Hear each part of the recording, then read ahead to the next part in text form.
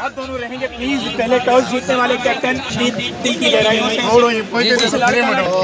शुक्र अल्हम्दुलिल्लाह। काफी अरसे से प्रोग्राम मना रहा था कि लड़काना जाऊँ, वहाँ के लोगों से मिलूँ, थोड़ा पीछे जाऊँ, दुआ करूँ। और मेरे ख्याल में एक बहुत बड़ी हम बैटिंग कर रहे हैं, यूनुस खान से हम बॉलिंग करवा रहे हैं। तो आज यूनुस खान और मेरा जो है ना मैच है।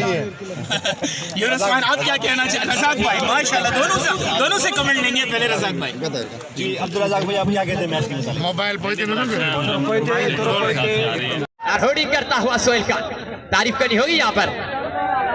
जरूर बढ़िया कमबैक किया है यहाँ पर सोहेल खान ने। ऊंचे लंबे कद के मालिक हैं और सच